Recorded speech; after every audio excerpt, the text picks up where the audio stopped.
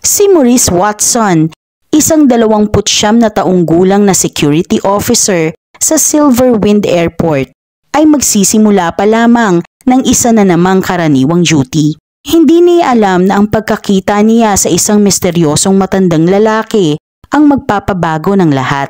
Maayos ang bihis ng matanda at may hawak na nalalantang mga rosas. Ilang araw na siyang naghihintay sa paliparan, kaya't naging usap-usapan siya ng mga staff at pasahero. Nang lapitan siya ni Maurice, ang natuklasan niya ay nakakapagpatindig balahibo. Agad siyang tumawag ng backup dahil bawat segundo ay mahalaga.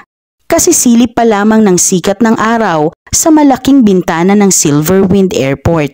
Nang magsimula na si Maurice sa kanyang morning shift, unti-unti nang dumarating ang mga pasahero. Hila-hila ang kanilang mga maleta na kumakalabog sa makinis na sahig. Inayos ni Maurice ang kanyang unipormeng kulay itim-asul habang inoobserbahan ang dumaraming tao sa terminal. 5 taon na siyang nagtatrabaho roon. Paulit-ulit na dagsa ng pagdating at pag-alis ng mga nagtitipon at namamaalam. Habang nag-iikot siya sa arrival hall, napansin niya ang karaniwang eksena. Mga negosyanteng tutok sa cellphone, mga pamilyang may batang sabik na makita ang kamag-anak, at mga pagod na biyahero na halos hindi na makadiretso sa paglakad. Parang pinagtagpi-tagping kwento ng mga tao at mga pansamantalang nagtatagpo sa lugar na iyon. Hanggang sa mapadako ang tingin niya sa isang matanda, tinatayang nasa 80 taong gulang na, nakaupo ng mag-isa sa isang bangko. Maayos ang kanyang suot, isang beige na jacket na halatang inaalagaan. Kahit medyo nakayuko na dahil sa edad, kita pa rin ang dignidad sa kanyang tindig. Pero higit sa lahat, ang hawak niyang pulang rosas ang nakaagaw ng pansin ni Maurice. Katabi pa niya ang isang maliit na travel pillow. Tanda ng pagiging praktikal sa kabila ng formal niyang anyo. Habang nakatingin si Maurice, napansin niyang paikot-ikot ang tingin ng matanda sa paligid. Halatang may inaasahan, tila may hinihintay na mahalaga. Parang nakita na ni Maurice ang matanda kahapon, pero hindi niya sigurado. Sa dami ng taong dumaraan araw-araw, madalas magkahalo-halo na ang mga muka. Nang aalis na sana siya, nagtagpo ang mga mata nila. Kumaway ang matanda. Banayad ang kilos, kaya napilitan si Maurice na lumapit. "Pasensya na binata," sabi ng matanda. Mahinahon pero malinaw ang boses. "Ayaw sana kitang istorbohin, pero maaari mo bang sabihin kung anong oras darating ang flight 335? Medyo nagulat si Maurice sa magalang na tono ng matanda. Sanay kasi siya sa mga pasaherong madalas mainipin at padabog kung magsalita. "Pasensya na po sir," sagot ni Maurice na may ngiti. "Bilang security, wala akong access sa flight schedules. Pero kung titignan niyo po doon." Itinuro niya ang malaking digital board sa malayong pader. Nandyan po lahat ng oras ng pagdating ng mga flight. Biglang luminaw ang mukha ng matanda sa pasasalamat. "Maraming salamat. Pasensya ka na kung naistorbo kita. May hinihintay lang akong napaka-espesyal at ayokong palampasin ang kanyang pagdating." Napangiti si Maurice, nakaramdam ng tuwa sa matanda. "Walang anuman po sir. Sana po magkita na kayo ng hinihintay ninyo. Good luck." Habang naglalakad palayo, dala-dala pa rin ni Maurice ang ngiting iyon. Maiksi lang ang naging usapan nila, pero may kakaiba sa asal ng matanda. Isang tanda ng henerasyong pinapahalagahan ang paggalang at pagtitimpi. Naiwan sa kanya ang magandang impresyon. Hindi niya alam na ang simpleng pagkikitang iyon ay magiging simula ng isang malaking pagbabago sa buhay niya. Lumipas ang araw gaya ng dati. Inasikaso ni Maurice ang mga karaniwang aberya sa trabaho, maling bagahe, naguguluhang pasahero at ilan pang issue sa seguridad. Nang matapos ang kanyang shift, sabik na siyang umuwi at magpahinga. Habang palabas siya sa security room, iniisip na ang tahimik na gabi na naghihintay sa kanya. Dumaan siya muli sa arrival hall. Iba na ang itsura ng lugar. Punong-puno ng gininto ang liwanag mula sa araw na papalubog. Kakaunti na lang ang mga tao. Karamihan ay pauwi na. Doon niya muling nakita ang matanda. Nasa parehong upuan pa rin. Mahigpit na yakap ang bungkos ng rosas. Napatigil si Maurice. Ngayon may halong pagod ang tindig ng matanda. Ang dating buhay na kislap sa kanyang mga mata ay napalitan ng pagkabalisa. Hindi niya mapigilan ang sarili at tinawag ito. Sir, nahanap niyo na po ba ang hinihintay ninyo? Lumingon ang matanda. Sandaling nagpakita ng alinlangan sa kanyang mukha. Tila may bahid ng pagkadismaya at hiya. Bago marahang sumagot, hindi pa. Sandali siyang tumigil, saka ngumiti ng pilit. Magandang gabi sa'yo. Nasa bungad na ng exit si Maurice, ngunit kumaway ang matanda bilang pamamaalam. Salamat din sir, ingat ka. Lumabas si Maurice sa maalinsangan na gabi. Pero hindi niya maalis ang kakaibang pakiramdam na iniwan ng tagpong iyon. Habang naglalakad papunta sa kanyang kotse, paulit-ulit na bumabalik sa isip niya ang imahe ng matandang naghihintay. Habang pauwi, hindi siya mapakali. Nakapagtataka nga naman. Bakit ganun katagal naghihintay ang matanda? Siguro na-delay ang flight. Bulong niya sa sarili. Pero kung ganun, hindi ba't makikita naman yun ng matanda sa arrival board na itinuro niya? Habang mas iniisip ni Maurice, mas lalong nagiging kakaiba ang detalye. Ang maliit na travel pillow, tanda ba iyon na handa ang matanda sa mahabang paghihintay o may iba pang ibig sabihin? Saglit na naisip ni Maurice na baka palaboy ang matanda at ginagamit lang ang paliparan bilang silungan. Pero hindi halata. Maayos at marangal ang kanyang bihis at ang hawak niyang rosas ay inalagaan ng mabuti. Umiling si Maurice. Pinilit alisin sa isip ang mga haka-haka. Wala naman siguro yon. Baka na-delay lang talaga o nagkaroon ng kalituhan. Madalas mangyari yon sa airport, sabi niya sa sarili. Ngunit kahit binabaybay niya ang traffic sa gabi, hindi niya tuluyang maalis sa isip ang mukha ng matandang nakaupo, mag-isa at naghihintay. Pagdating sa kanyang apartment, tahimik ang paligid maliban sa mahinang ugong ng refrigerator at paminsan-minsang dumaraan na kotse sa kalsada. Umupo siya sa maliit na dining table. Tinutulak-tulak ang natitirang lasagna sa plato. Naka-on ang TV, pero hindi niya ito pinapansin. Ang isip niya ay nasa airport pa rin, nasa matandang lalaki at ang hawak nitong mga rosas. Kinuha niya ang cellphone at nag-scroll sa social media nang walang saysay. Karaniwan, nakakatulong ito para makapagpahinga siya. Pero ngayong gabi, parang walang laman. Ang mga post at litrato ng mga kaibigan at kakilala niya ay tila walang halaga kumpara sa misteryong naitanim na sa kanyang isip. Ibinaba niya ang cellphone, saka sumandal sa upuan at pinisilang kanyang mga mata. Sinubukan niyang bigyang linaw ang sitwasyon. Airport lang yon, lugar ng paghihintay, madalas ang delay. Baka naipit sa biyahe ang hinihintay ng matanda o baka nagkamali sila sa usapan ng oras. Pero hindi siya kumbinsido. Ang matanda ay nandoon na noong umaga pa at nang umalis siya sa gabi ay naroon pa rin ito. Hindi ba't masyadong mahaba ang delay kung ganun? Nagsimulang maglakad-lakad si Maurice sa maliit niyang sala. Paulit-ulit binabalikan sa isip ang kanilang usapan. Ang magalang na pananalita ng matanda, ang maingat na pagkakahawak niya sa mga rosas, ang halong pananabik at pagkabalisa sa kanyang mga mata. Lahat iyon ay larawan ng isang taong sabik sa muling pagkikita.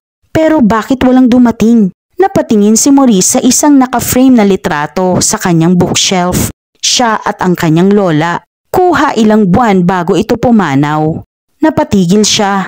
Naalala niya kung paanong naiwan mag-isa ang kanyang lola sa huling mga taon ng buhay nito. Ang mga anak, busy na sa sariling pamilya. Ang mga kaibigan, isa-isa nang nawawala. Naalala ni Maurice ang kalungkutan sa mga mata ng kanyang lola. Kahit minsan, nakangiti ito at paulit-ulit na sinasabing ayos lang siya. Ang alaalay kumurot sa kanyang puso. Iyon ba ang nakita ko sa mata ng matanda? Naisip niya. Hindi lang basta pananabik, kundi mas malalim na kalungkutan. Umiling si Maurice, pilit na itinataboy ang naiisip. Siguro ako lang ang nag-iisip ng sobra. Baka wala naman talagang koneksyon. Pero kahit anong pilit, hindi niya maalis ang pakiramdam na may mas malalim na dahilan kaysa sa simpleng pagkaantala ng flight. Habang naghahanda para matulog, paulit-ulit na bumabalik sa isip niya ang eksena sa airport. Habang nagsisipilyo, halos karaniwan na ang galaw niya. Pero sa utak ay binabalikan niya ang bawat detalye. Ang magalang na tanong ng matanda tungkol sa flight, ang maingat na pagkahawak nito sa mga rosas, at ang pagod ngunit umaasang tinig nito bago matapos ang araw. Huminga si Maurice, umaasang makakatakas sa pagod na isip kapag nakatulog. Pero habang nakatingala siya sa kisame, hindi siya dinadalaw ng antok. Ang imahe ng matanda, nakaupo mag-isa sa bangko, ay paulit-ulit na lumilitaw sa kanyang isipan. Paano kung hindi dumating ang hinihintay niya? Paano kung naroon pa rin siya, naghihintay magdamag? Sumakit ang sikmura ni Maurice sa pag-aalala. Napahampas siya sa unan sa inis. Nakakatawa naman ito, bulong niya. Hindi ko nga kilala ang matanda. Bakit ba ako apektado ng ganito? Pero sa kaibuturan ng kanyang isip, alam niya ang sagot. Naramdaman niya ang kahinaan ng matanda, ang tahimik na dignidad nito.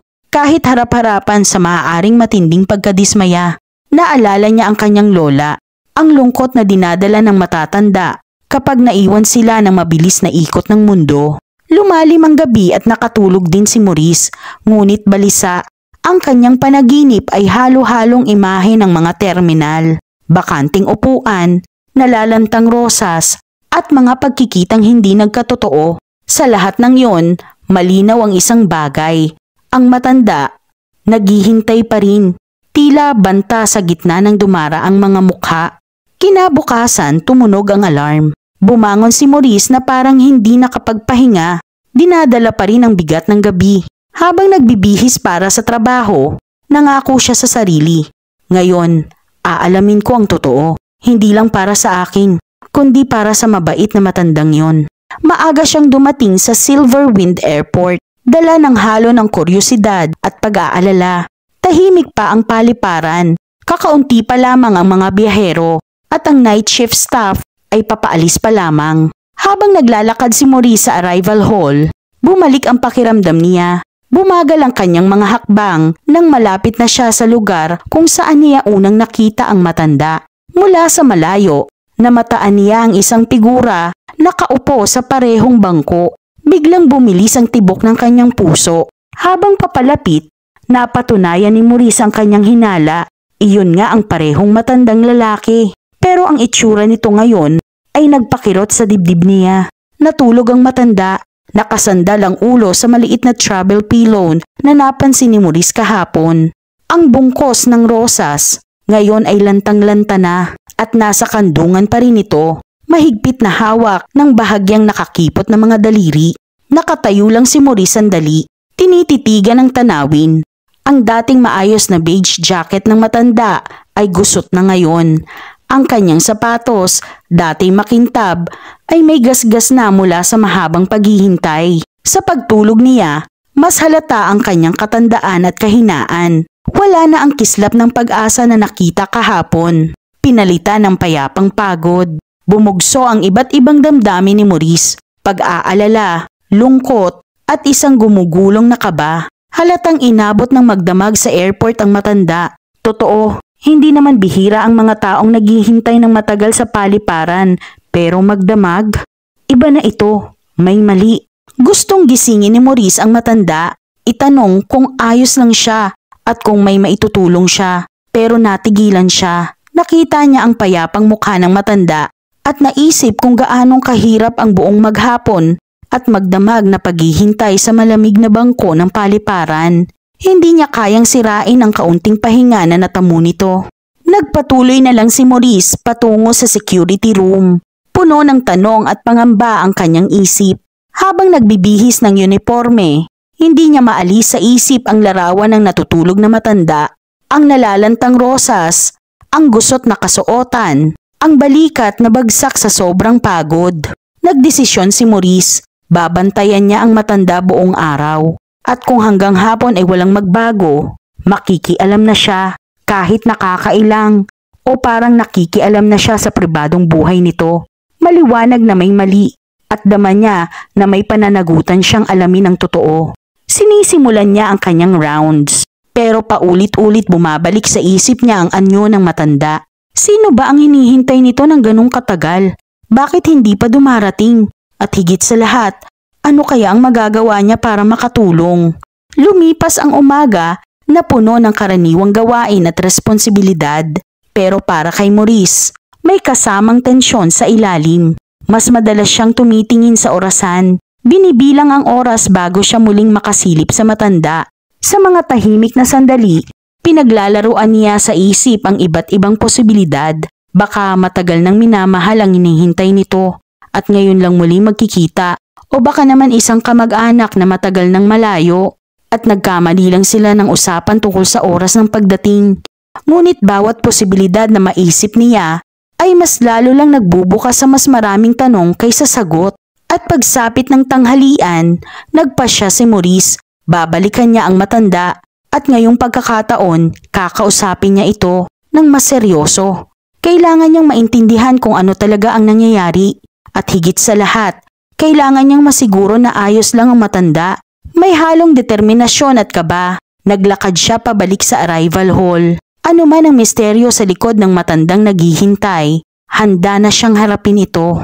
Hindi niya alam na ang desisyong iyon ang magsisimula sa pangyayaring susubok sa kanyang pag-unawa, sa kanyang malasakit at sa huli magbabago ng kanyang buhay magpakailanman. Pagdating niya sa bangkong kinauupuan ng matanda, gising na ito. Bagamat halatang pagod, naroon pa rin sa kanyang mga mata ang halong pag-asa at pagkabalisa na unang napansin ni Maurice. Ang bungkos ng rosas, ngayoy lantang-lanta na, ay hawak pa rin niya na parang isang bagay na nagbibigay buhay. Huminga ng malalim si Maurice, inihanda ang sarili sa usapan. Kailangan niyang maging maingat at magalang. Respetuhin ang pribadong buhay ng matanda, pero sabay niyang haharapin ang kanyang mga pangamba. Pasensya na po, sir. Mahinahon ngunit matatag na sabi ni Maurice. Sana ay hindi po kayo magalit, pero ayos lang po ba kayo? Napansin ko po kasi na nandito pa rin kayo simula kahapon. Napatingala ang matanda. Nang makita si Maurice sa uniforme niya, sumilay sa mukha nito ang pagkilala. Saglit siyang tila nagulat na para bang ngayon lang niya naisip kung gaano siya katagal doon. Oo, sagot ng matanda. Paos ang tinig na halatang hindi sanay magsalita. Ayos lang ako, binata. May hinihintay lang ako. Darating na siya, sigurado ako. Tumango si Maurice pero nanatili ang kanyang pag-aalala. Nagpasya siyang magtanong pa. Sir, pasensya na po kung nakikialam ako pero matagal na po kayong nandito. Kumain na po ba kayo? May maaari po ba akong tawagan para sa inyo? Lumiit ang mga mata ng matanda at nagbago ang ekspresyon nito. Parang natunaw ng kaunti ang bigat na dala. Napakabuti mong magtanong. Wika niya ng may ngiti. Pero ayos lang ako. Darating na rin ang kaibigan ko. Ayokong mawala ng pagkakataon na salubungin siya. Sandaling nag-atubili si Maurice. Pero napagdesisyon na niyang maging mas diretso. Sir, pasensya na po kung medyo lantaran. Pero kailangan ko pong itanong, may uuwian naman po ba kayo? Kasi hindi talaga lugar ang paliparan para manatili ng matagal. Sandaling natigilan ng matanda at bakas ang pagkabalisa sa kanyang mukha. Pero mabilis din niyang binawi. Hindi, binata, nagkakamali ka. Hindi ako palaboy kung iyan ang iniisip mo. May maayos akong tahanan. Ang totoo niyan, napakahalaga lang na narito ako kapag siya'y dumating. Tumango si Maurice. Medyo nakahinga ng maluwag na hindi pala palaboy ang matanda pero nanatili pa rin ang bigat sa kanyang kalooban. May mali pa rin sa sitwasyong ito. Nauunawaan ko po, sir, sabi niya. Pero baka pwede tayong maghanap ng mas komportabling lugar na paghihintayan. O baka naman pwede nating i-check ang status ng flight ng hinihintay ninyo. Umiling ang matanda, marahan ngunit matatag ang pagtanggi. Hindi na kailangan, ayos lang ako dito at sigurado akong darating na siya, malapit na. May kakaibang timpla sa boses ng matanda, halong pag-asa at pagmamakaawa na pumisil sa puso ni Maurice. Nauunawaan niyang kung pipilitin pa niya ngayon, baka tuluyang tumanggi ang matanda at hindi na siya kausapin. Sige po, sir, tugon ni Maurice. Pero kung sakali pong may kailangan kayo o kahit ano, tubig, pagkain o anumang tulong, sabihin niyo lang po. Ako nga po pala si Maurice at nandito lang ako buong araw. Ngumiti ang matanda, may tunay na init sa kanyang mga mata kahit halata ang pagod. Salamat Maurice, mabait kang binata. Siguradong ipinagmamalaki ka ng magulang mo. Habang lumalayo si Maurice, mabilis ang takbo ng kanyang isip. Imbis na maibsan ang kanyang pag-aalala, mas lalo pa itong tumindi. Maliwanag na hindi kusang aalis ang matanda. Totoo ngang wala naman siyang nilalabag na patakaran. Pero ang sobrang tagal ng kanyang paghihintay ay hindi karaniwan at maaring may mas malalim na dahilan. Nagpasya si Maurice na tutukan ito. Sisiguraduhin niyang may tubig ang matanda at baka dalhan pa niya ng pagkain mula sa cafe ng paliparan. At kung sa pagtatapos ng araw ay wala pa ring dumarating na hinihintay niya, kailangan niya nang gumawa ng mas matibay na hakbang. Madalas bumalik si Maurice sa bangko ng matanda, higit pa kaysa sa hinihingi ng kanyang tungkulin. Sa bawat pagdaan niya, nandoon pa rin ang matanda, alerto at naghihintay. Hawak-hawak pa rin ang lantang mga rosas na parang kayamanan. Ngunit sa bawat oras na lumilipas, unti-unting kumukupas ang kislap ng pag-asa sa kanyang mga mata, napapalitan ng pag-aalala, na lalo't lalong nagpapabigat sa dibdib ni Maurice. Hanggang sa malapit nang matapos ang kanyang shift, nagpasya si Maurice. Hindi siya pwedeng umalis nang hindi nalalaman kung ano talaga ang sitwasyon ng matanda. Lumapit siyang muli. May halong tapang at kaba.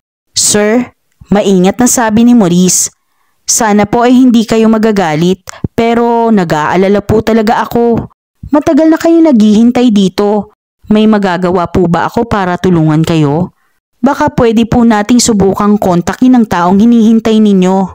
Tumingala ang matanda kay Maurice.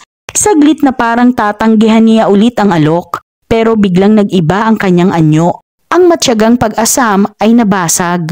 Lumitaw ang kanyang kahinaan. Doon sumakit ang puso ni Maurice. Napakabuti mong tao, binata. Wika ng matanda. Nanginginig ang boses. Siguro wala namang masama kung sasabihin ko na ang totoo. Ako si Harold Thompson. Umupo si Maurice sa tabi niya. Hindi masyadong malapit, ngunit sapat na para marinig ang mahina niyang tinig. Ikinagagalak ko kayong makilala ng maayos, Ginoong Thompson. Ako naman si Maurice Watson. Maaari niyo po bang ikwento kung sino ang hinihintay ninyo? Kumislap ang mga mata ni Harold. May munting ngiti si Harold sa gilid ng kanyang labi. Ang pangalan niya ay Alejandra. Siya ang pinakamagandang babae at pinakakahanga-hanga na nakilala ko. Habang nagsasalita, inilabas ni Harold ang kanyang cellphone. Kahit halata ang kanyang katandaan, mabilis gumalaw ang mga daliri niya sa screen. Pinakita niya kay Maurice ang isang litrato ng isang matandang babae. Puti ang buhok, puno ng guhit ng tawa ang mukha, ang nagniningning na mga mata sa init at kabaitan. 2 taon na kaming nagde-date online. Patuloy niya, puno ng halong pagmamalaki at pananabik ang boses. Maniniwala ka ba? Sa edad kong ito, nakahanap ulit ako ng pag-ibig. Isang himala. Tahimik na nakikinig si Maurice, pero mabigat ang pakiramdam niya sa tiyan. Normal na ang online dating ngayon, pero may kakaiba sa kwento ni Harold. Ipinakita pa ni Harold ang mga mensahe nila. Puno ng matatamis na salita at pagmamahalan. Hindi pa kami nagkikita ng personal. Paliwanag niya, nasa Africa siya. Pero ngayon, darating na siya rito. May cancer siya at pupunta dito para magpagamot. Tutulungan ko siyang alagaan siya. Parang bumulusok ang puso ni Maurice. Habang pinagdudugtong niya ang mga piraso ng kwento, unti-unting lumalabas ang masakit na katotohanan. Mr. Thompson, maingat na tanong ni Maurice. Mahal po siguro ang biyahe at gamutan, hindi ba? Nangingilid ang luha sa kanyang mga mata. Oo, napakamahal. Pero sulit siya. Dala ko lahat ng ipon ko. $33,000 cash. Lahat ng meron ako. Pero ano pang silbi ng pera kung hindi mo naman magagamit para sa taong mahal mo? Lalong lumakas ang mga hudyat ng babala sa isip ni Maurice. Cash, online dating, ibang bansa, kailangan ng pera para sa gamutan. Lahat ng palatandaan ay tumuturo sa isang malupit na pagkakaunawa. Mr. Thompson, maingat na sabi ni Maurice. Kailan pa po dapat dumating si Alejandra? Nanlumo ang mukha ni Harold.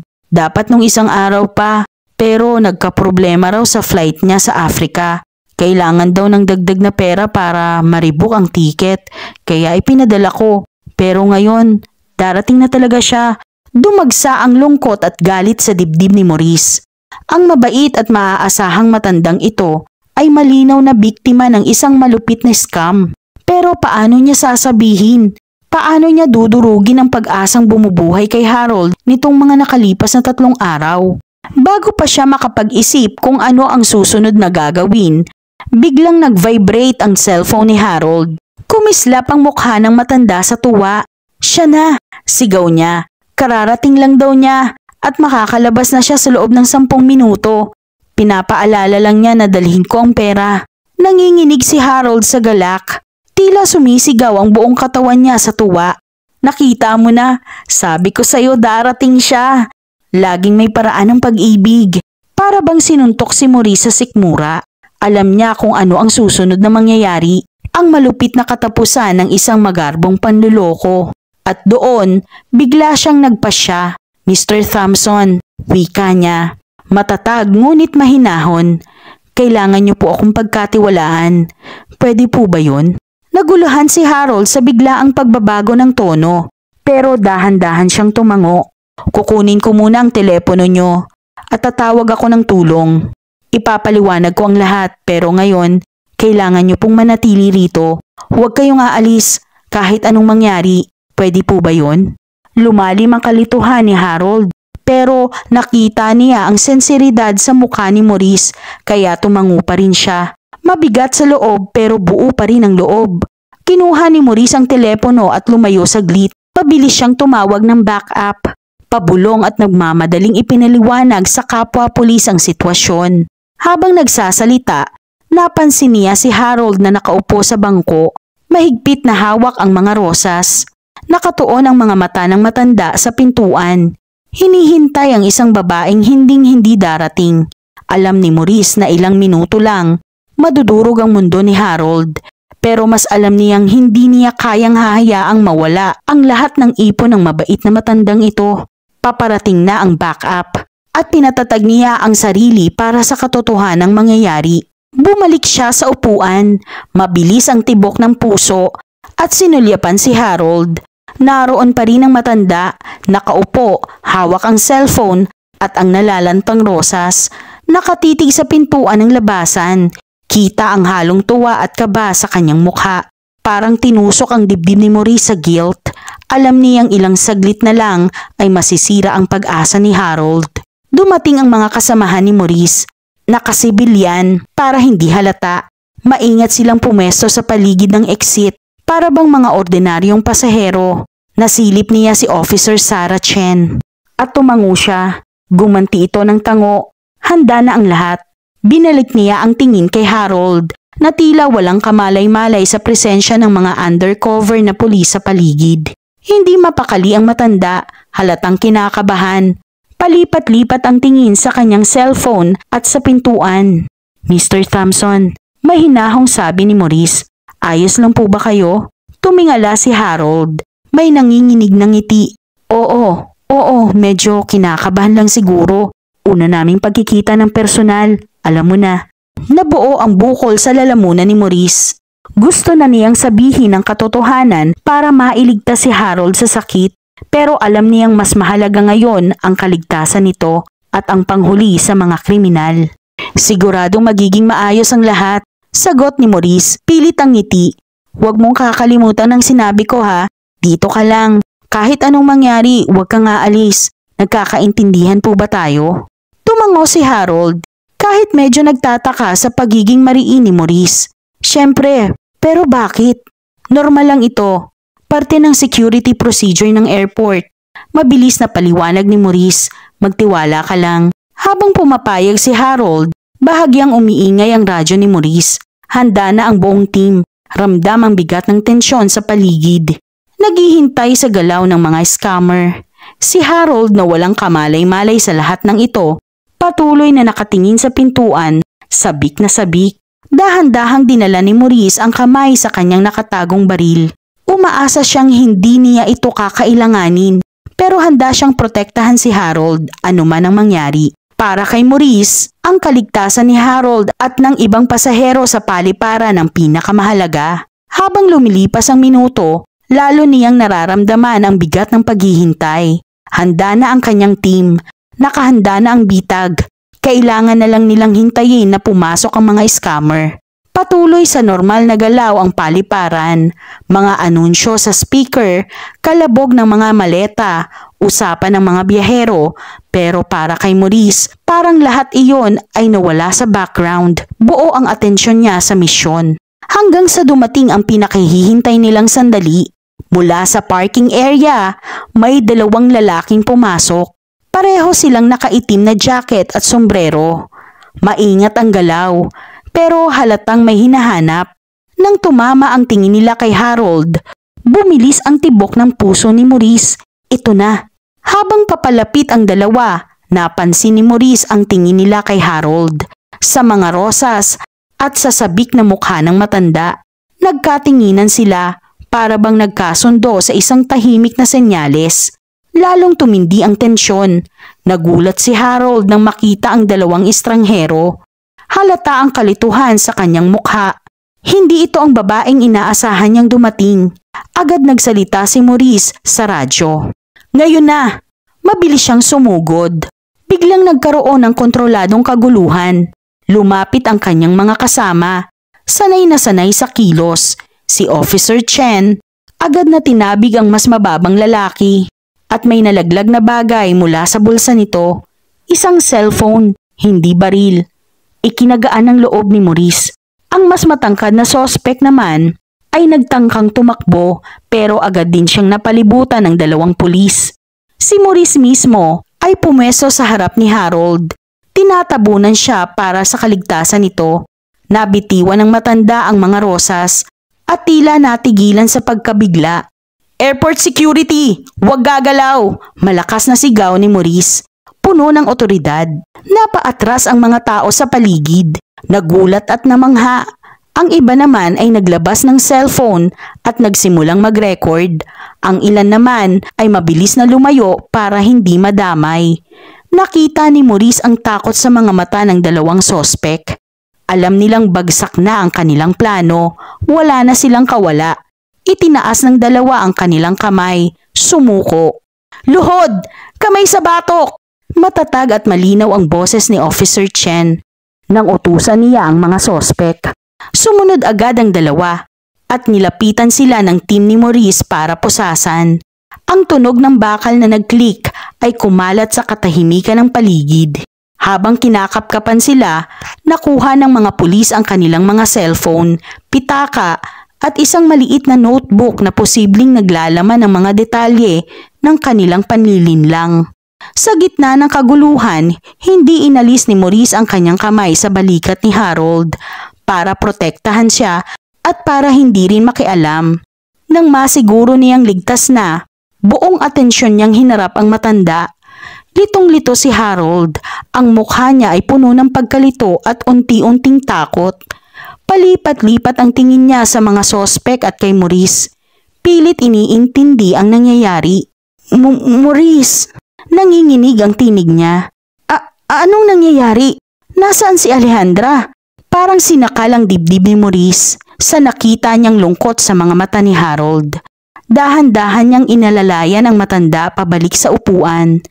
Sir, mahinahon pero matatag niyang sabi. Pasensya na, pero walang Alejandra. Ang mga lalaking yon. Itinuro niya ang mga nakaposas. Niloloko ka lang. Pero ligtas ka na ngayon, nahuli na sila. Nanlambot ang tuhod ni Harold at napaupo siya. Parang biglang bumagsak ang lahat ng katotohanan sa kanya. Nagsimulang pumatak ang luha sa kanyang mga mata. Hindi totoo. Mahina niyang bulong. Halos hindi marinig sa ingay ng paliparan. Kumalat sa sahig ang mga rosas. Nalalanta, nalaglag ang mga talulot. Tila sumasalamin sa mga pangarap na bigla na ring nagkadurog-durog. Lumuhod si Maurice at pinulot ang mga ito. Habang hawak ang lantang bulaklak, tahimik siyang nangako sa sarili niya at kay Harold. Tutulungan ko siyang makaahon, ano man ang mangyari. Habang inilalayo na ng mga pulis ang mga sospek, Nanatili si Maurice at Harold sa upuan. Tahimik, parang nakahiwalay sa mundo. Kahit patuloy ang normal na ingay ng paliparan. Nanginginig ang mga kamay ni Harold habang inaabot ang isa sa mga nalaglag na rosas na pinulot ni Maurice. Ang mga talulot nito, lantana at durog. At para bang larawan ng kanyang pusong sugatan. Wala palang Alejandra. Mahina niyang bulong, halos hindi marinig. Lahat ay peki lang. Naramdaman ni Maurice ang bigat sa lalamunan niya habang nakikitang pinipilit ni Harold tanggapin ang katotohanan. Pasensya ka na, sir. Dahan-dahan niyang sabi habang umupo sa tabi ng matanda. Mga profesional ang mga scammer na to. Magaling silang manloko ng tao. Pinipili nila yung mga mababait at mapagkakatiwalaang tao. Tulad mo. Pero hindi mo ito kasalanan. Pero hindi nakikinig si Harold. Nanginginig ang kamay niyang kinuha ang cellphone mula sa bulsa. Sinimulan niyang tignan ang mensahe at litrato ni Alejandra na itinabi niya sa loob ng 2 taon. Bawat salita, bawat larawan na dati nagbibigay ng saya, ngayon ay parang kutsilyong bumabaon sa kanyang puso. Araw-araw kaming nag-uusap. Basag ang boses ni Harold. Alam niya lahat ang tungkol sa akin, ang mga pangarap ko, ang mga takot ko, ang hinaharap na gusto ko. Sinabi niya, mahal niya ako. Itinaas niya ang tingin kay Maurice. Puno ng luha at pagkalito ang mga mata ni Harold. Paanong naging peke ang lahat? Paanong may taong gagawa ng ganito? Nahihirapan si Maurice humanap ng salita. Paano nga ba niyang ipapaliwanag ang kalupitan ng isang tao sa isang pusong puno ng pagmamahal? Sir Harold, mga bihasang manluloko ang mga ito. Maingat niyang sabi. Pinaglalaanan nila ng oras para magtiwala ka. Una kukunin ang loob mo. Ipaparamdam na espesyal ka at mahal ka. Pero lahat yon, panloloko lang. Para makakuha ng pera. Wala silang pakialam sa sakit na dulot nila. Gumuho ang mukha ni Harold. Habang lubos na nararamdaman ang panlilinlang. Ang pera, mahina niyang bulong. Sabay tingin sa bag sa paanan niya na naglalaman ang ipon niya. Ibibigay ko sanang lahat sa kanya. Akala ko natagpuan ko ulit ang pag-ibig. Matapos mamatay ang asawa ko, hindi ko inaakalang mararamdaman ko pa ulit ito. At ngayon, halos hindi kayanin ni Maurice ang sakit na narinig niya sa tinig ng matanda. Hindi niya alam kung anong salita ang makapagpapagaan sa ganoong uri ng pagkabigo. Mahigpit na hawak ni Harold ang kanyang telepono. Nakatitig sa larawan ni Alejandra. Baka totoo siya. Pakiusap niya, puno ng pag-asa. Baka nadamay lang siya sa masasamang lalaking yon. Baka nandyan pa rin siya. Naghihintay sa akin. May mga plano kami, Maurice. Maglalakbay kami. Iikutin ang buong mundo ng magkasama. Dahan-dahang inilagay ni Maurice ang kanyang kamay sa ibabaw ng kamay ni Harold. Ibinababa ang telepono. Sir Harold, alam kong mahirap tanggapin. Malumanay niyang sabi, pero wala talagang Alejandra. Ang taong nasa litrato, ang kausap mo, imbento lang ang mga iyon. Ginamit nila para lokohin ka, para makuha ang loob mo. Pasensya ka na talaga. Unti-unting bumaon ang katotohanan at tuluyang bumigay si Harold. Bumagsak ang mga balikat niya at tinakpan ng mga kamay ang mukha. Tahimik siyang humagulgol. Nanginginig ang katawan. Nasa tabi lang ang nakalimutan ng bouquet ng rosas, tulad ng kanyang mga pangarap na nagkadurog-durog. Umupo si Maurice sa tabi niya, walang imik pero handang damayan ang kanyang pagluluksa. Habang patuloy ang ingay at pagmamadali ng mga tao sa paliparan, walang nakakaalam ng bigat ng pusong wasak sa gitna nila. Ilan lang ang lumingon ng may awa, pero karamihan nagpatuloy lang sa kani-kanilang biyahe. Nang unti-unting humupa ang hikbi ni Harold, alam ni Maurice na tapos na ang agarang panganib. Pero ang mas mahaba at mahirap na laban ay ngayon palang magsisimula. Ang paggaling mula sa matinding sakit ng pagkakanulo. Tahimik na nangako si Maurice, hindi ko siya pababayaan. Gagabayan ko siya hanggang sa muling makakita siya ng pag-asa. Marahan niyang pinisil ang balikat ni Harold para makuha ang atensyon nito. Harold, malambot ang boses niya, puno ng malasakit. Alam kong mabigat ito ngayon, pero gusto kong malaman mo, hindi ka nag-iisa. Nandito ako. Tutulungan kitang malampasan to sa bawat hakbang. Dahan-dahang tumingin si Harold. Namumula at namumugto ang mga mata. Nakatungo si Harold at baka sa mukha niya ang matinding sakit na lalo pang nagpatanda sa kanya. Bakit? Paus niyang tanong habang umiiyak. Bakit gusto mo akong tulungan? Isa lang akong matandang hangal na naloko. Dapat higit na ako ang mas nakakaalam ng ganitong bagay. Umiling si Maurice. Matatag ang tingin kay Harold. Hindi ka hangal, Harold. Mabait ka at mapagmahal. Naniniwala ka sa kabutihan ng tao. Walang dapat ikahiya ron. Kung tutuusin, mas kailangan ng mundo ang mga taong katulad mo. Hinugot niya ang isang business card mula sa bulsa at marahang inilagay sa nanginginig na kamay ni Harold. Heto ang number ko, paliwanag ni Maurice. Gusto ko, tawagan mo ko kahit anong oras, araw man o gabi. Kung kailangan mo ng makakausap o may kailangan ka tungkol sa sitwasyong to. Kahit ano, Harold, mga tanong tungkol sa proseso o simpleng pakikinig kapag nahihirapan ka. Nakatitig si Harold sa card. Iniikot-ikot ito na parabang napakahalagang bagay. Kita ang halo ng pasasalamat at pag-aalinlangan sa mukha niya. Hindi ko alam ang sasabihin, Maurice. Sobrang ginawa mo. Hindi ko na dapat dagdagan ng abala. Maingat siyang pinutol ni Maurice. Hindi ka abala, Harold. Gusto ko lang talagang tumulong. At may isa pa tayong dapat pag-usapan. Ang mga susunod na hakbang. Medyo kinabahan si Harold. Pero nagpatuloy si Maurice. Kalmado. At nagpapagaan ng sitwasyon. Kailangan nating mag-file ng report tungkol sa scam na ito. At baka kailangan mo ring makipag-usap sa mga investigador. Alam kong nakakatakot pakinggan pero nandyan ako sa tabi mo sa bawat hakbang. Sisiguraduhin nating maririnig ang kwento mo at gagawin natin ang lahat para hindi na sila makapanloko ng iba pa. Sandaling nag-isip si Maurice bago nagsalita muli. At Harold, sa tingin ko makakabuti ring makausap ka ng isang profesional, isang counselor o therapist na tutulong sa mga biktima ng panloloko. Makakatulong yon para maproseso mo ang lahat ng mga nararamdaman mo. Dahan-dahang tumango si Harold. Mabigat pa rin ang kanyang balikat. Siguro nga makakabuti yon. Mahinahong tugon niya, pero nakakahiya. Paano ako naging ganitong kadaling malinlang? Lumapit si Maurice.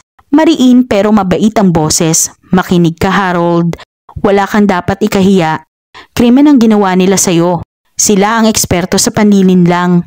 Sinamantala nila ang kabaitan, pag-asa at pagmamahal mo. Isa kang biktima, wala nang iba. Muling napuno ng luha ang mga mata ni Harold. Pero ngayon, may bahid na ng ibang bagay, pasasalamat o baka ang unang maliit na sinag ng pagtitiis. Nakaramdam si Maurice ng matinding pagnanais na ipagtanggol si Harold. Naalala niya na wala ng pamilya ang matanda at hindi niya maatim na mag-isa nitong haharapin ang lahat. Harold, mahinahong sabi niya, alam ko ngayon lang tayo nagkakilala pero gusto kong malaman mo, nandito ako. Hindi lang bilang security officer, kundi bilang kaibigan. Magkasama nating haharapin to, okay? Sa gulat ni Maurice, yumakap si Harold sa kanya. Salamat, bulong ng matanda, nanginginig ang boses. Salamat sa pagsagip sa akin at sa malasakit. Higit pa ito sa inaasahan ko. Tumingin si Harold. Kislap ang luha sa mga mata. Alam mo, sabi niya ng marahan, iniisip ko na nagbago na masyado ang mundo na wala nang pakialam ang mga kabataan sa katulad naming mga matatanda. Saglit siyang umiti, banayad. Pero pinatunayan mong mali ako, Maurice. May kabutihan pa rin pala. Uminit ang dibdib ni Maurice sa sinabi ni Harold. Marami pa ring mabubuting tao sa bawat henerasyon. Kailangan lang nating magtulungan. Tumayo si Maurice at iniabot ang kamay niya. Tara na, wika niya. Ihahatid kita pa uwi. Pwede tayong dumaan muna at kumain kung gusto mo. Pag-usapan natin ang susunod na hakbang o manahimik na lang kung yun ang kailangan mo. Magkasabay silang lumabas ng paliparan. Si Maurice ay alalay sa medyo nangihina ng hakbang ni Harold. Alam ni Maurice na ito pa lang ang simula ng mahabang paglalakbay. Puno ng legal na proseso, emosyonal na pagsubok, at mabagal na pagbabalik ng tiwala at pag-asa. Ngunit buo ang kanyang pasya, hindi niya iiwanan si Harold. Pumasok siya rito bilang isang security officer na gumaganap ng tungkulin, pero lalabas siyang isang kaibigan, handang samahan ng matanda sa bawat hamon ng darating na panahon.